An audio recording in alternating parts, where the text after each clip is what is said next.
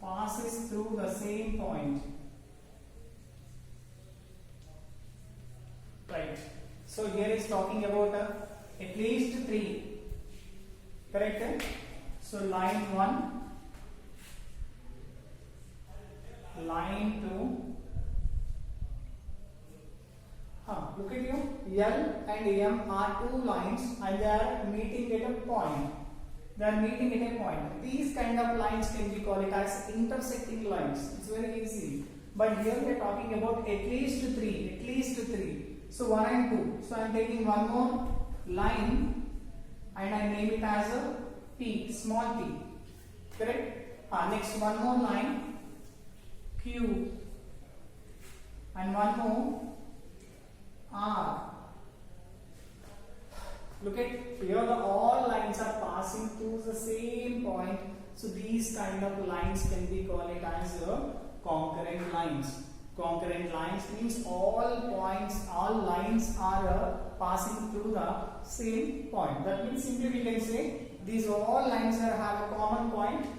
There is only one and only common point. Correct?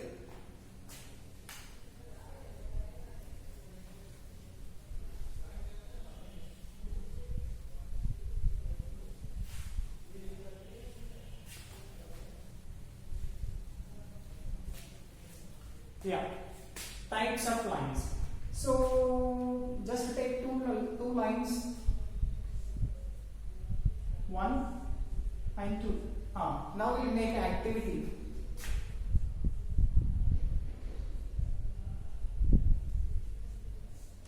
Look at, do whatever you want to do with these 2 lines. So first what I am doing, so I don't want to make them to touch. I keep them aside with a fixed distance. The distance is same. We are 2 centimeters. Here also 2 centimeters. The first one. And the second case, I'll put cross. I'll make cross mark with the both lines. Correct? No? And third one, I can arrange him exactly in the shape of L, Correct? So already I told you, when 2 lines are meeting at a point, those lines can be called as intersecting lines, or whatever size you can make.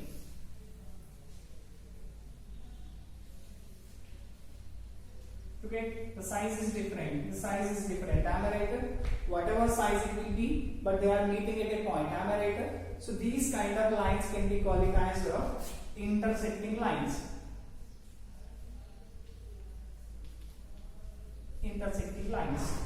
Look at, I told you already, I arrange the lines with the same distance, with equidistance. Am I right? That means whenever the lines moves, they maintain the same gap between them. That means the lines doesn't meet at any point. If the line goes, it also goes upward, they never meet because they are maintaining the same gap, like a railway tracks.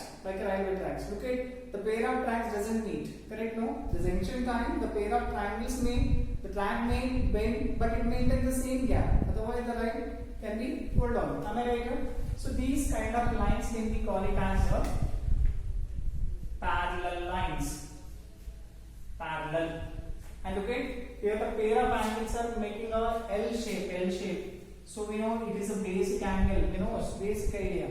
It is a 90 degrees. Am I right? So these pair of angles can be called as right angles. They are making 90. So these pair of angles, lines can be called as perpendicular lines. Correct? They are meeting perpendicularly. Perpendicular is nothing but 90 degrees. Definition again. I told you already they are maintaining same gap between them. Correct? So first definition of parallel is the lines which are never meet, they can be called as a parallel line, or the lines which are maintaining same gap between them, they can be called as a parallel lines. Correct? Okay. What is the definition of intersecting? Look at the diagram. The both lines are meeting at a point. Correct? They have a common point, one common point. First definition, if the lines are meeting at a point, they can be called as intersecting lines. Second one, if the pair of lines can be have one and only common point, the lines can be called as intersecting lines. Correct? And third one, here the lines are meeting at 90 degrees. So these kind of lines can be called as perpendicular lines. You may get it out. If one line falls on other one, same. Okay? Stick on stick. Correct? No? Line on line. So these kind of lines can be called as coincident.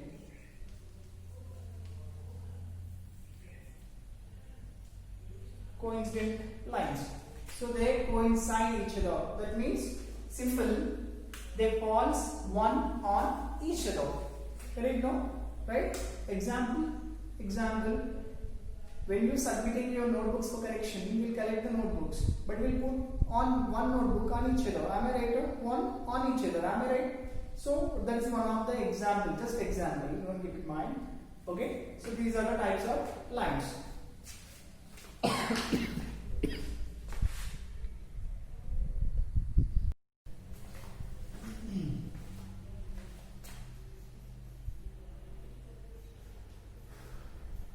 Activity on angles. Okay, just to identify what kind of angles in our real life just by using clock. Okay, so clock. Just now I draw some imaginary lines to understand the types of angles. Okay, just imaginary line. This is also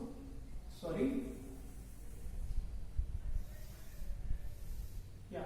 So roughly I have drawn two pair of lines simply. They are making 90, 90, 90, 90. And these imaginary lines can be help us to identify what kind of angles are there in the plot. Correct? No? Now look at types of angles again. Zero angle, it exactly zero. That means the initial and the terminal position doesn't move. They haven't started it. Correct? No? Acute angle is nothing but it is more than 0 degree and less than 90 degrees. More than 0 and less than 90. For example, 45. More than 0, less than 90. So 45 is an acute angle. Right angle is exactly 90. Knows. Everybody knows right angle. Simple one. Obtuse angle. So more than 90, less than 180. For example, if I write 100 degrees, 100 is more than 90 and less than 180. So 100 comes under an obtuse angle. Correct? No? Straight angle exactly 180 and one more reflection more than 180 and less than 360. Complete angle. Zero angle and complete angle looks the same. But here in the complete angle, the both arms are completed one rotation successfully. So that's why we can call it as complete angle. But in the zero angle, the arms are not yet started. Here the work not yet started. Here the work has completed. So we have a lot of difference between work completed and unfinished. Am I right? Am I right? So now come back here. Just try to understand. Look at first angle.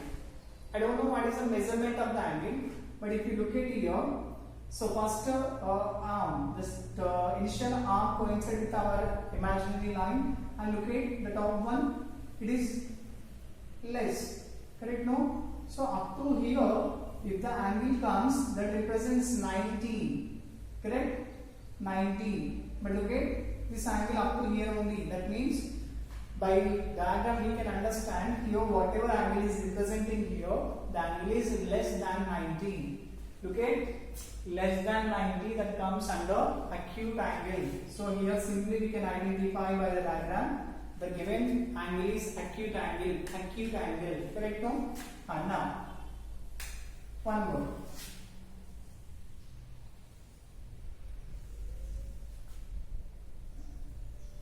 Look at now. See, up to here only the angle will be 90, but here some additional part also there. Correct? No? So whatever angle here, that is a 90 plus something. Correct? No? So the angle which is more than 90, and it is not complete angle, straight angle. Am I right? Up to here it is straight angle, but some of the part will be less than straight. Correct? No? less than 180 and more than 90, that comes under obtuse angle.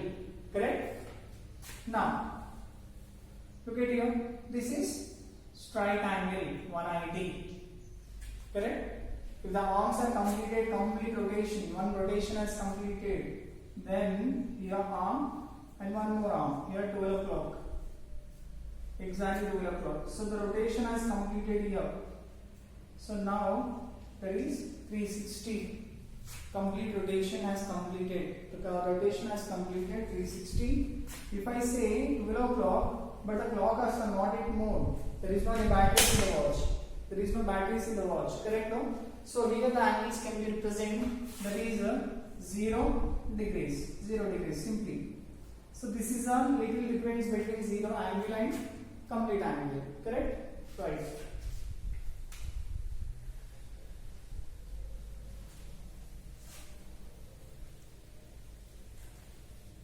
Yeah. Now we talk about transversal.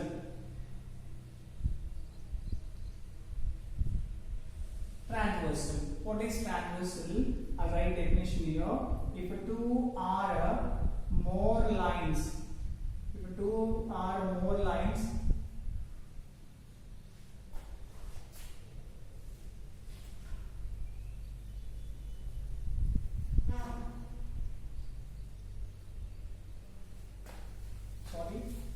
don't be a line which intersects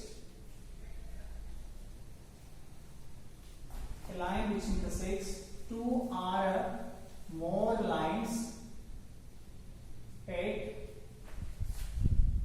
distinct points. Distinct points is nothing but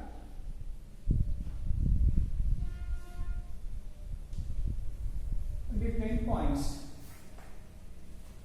A line which intersects two or more.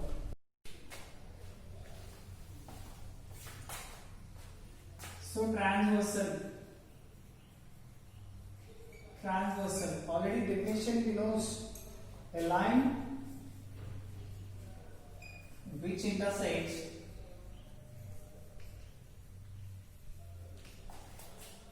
two or more lines at distinct points. Distance is nothing but different points. Correct? So first we will see what is transversal. For example, P is a line, Q is another line, R is a third line. Now look at R is a line, R intersecting with P and Q, but look at sir, not at the same point, at two different points. Am I right? These two distinct points. R is a line which intersecting two lines at distinct points. So R can be called as a transversal line. Correct? Not only two, sometimes it may intersect more lines also, more than two. Correct? So that kind of line can be called as a transversal line. So here in the diagram, R is a transversal line. Correct? Right? Now, so these are the properties of transversal line, but here the condition is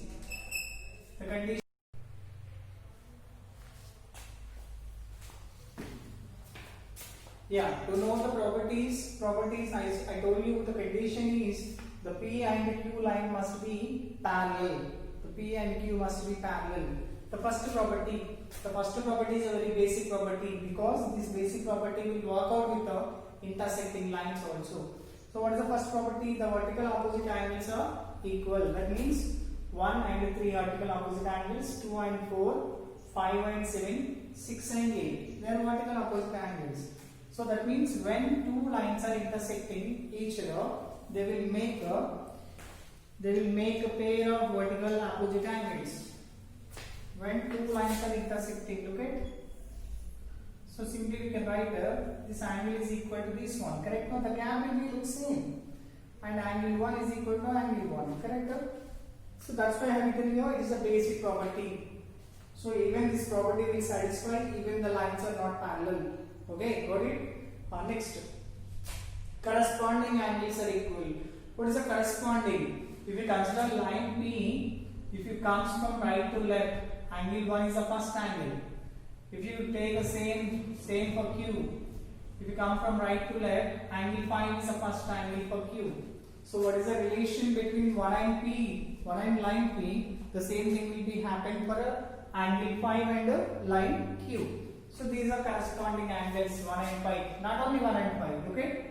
2 and 6, next 3 and 7, next 4 and 8. So what I am saying here, the corresponding angles are equal. That means angle 1 is equal to angle 5, angle 2 is equal to angle 6, angle 3 is equal to angle 7, angle 4 is equal to angle 8. So now look at, if I close the space between the lines, now what happened? 3, 4, 5, 6 angles are inside and 1, 2, 7, 8 are outside. Now the angles which are inside, they can be called it as interior. Interior is nothing but 3, 4, 5, 6 angles are interior and rest of the angles are exterior. What is the rest of the angles? 1, 2, 7, 8. They are exterior. Look at alternate. Third one. Alternate interior angles are equal. Alternate. Look at you. Interior. 3, 4, 5, 6 we are talking. Am I right? But look at 3 and 4. 3 and 4 are adjacent angles, just beside angles. Because if you represent angle 3, this is arm. If you talk about 4, this is arm. They are sharing common arm. Correct? No? Correct? And they are sharing common arm and common point. So these kind of angles can be called as adjacent angles. 3 and 4 just beside. So I am going with the other one. Instead of 4, I am going with the 5. Now 3 and 4 are alternate interior. 4 and 6 are alternate interior. But what property tells? What property tells? Alternate interior angles are equal. That means angle 3 is equal to angle 5. Angle 4 is equal to angle 6.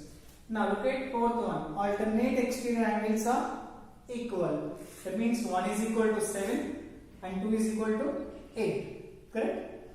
Next, exterior. Look at 1 is equal to 7, 2 is equal to 8. Now, the fifth property is very important. Look at the sum of the interior angles on the same side of the transversal makes supplementary 180. Look at interior 3, 4, 5, 6 interior. But what is saying? Is asking the angle must be same side of the transversal. This is a transversal line. Same side. 4 and 5 are one side. 3 and 6 are other side. Correct? No? Now what is the information tells? When you add 4 and 5 angle, it makes 180. When you add 3 and 6, that is also makes 180. Because they are co-interior angles. The angles which are same side of the transversal, that too inside, interior part. So that is co-interior. The angles which are same side of the transversal, that too on exterior, so they can call it as co-exterior.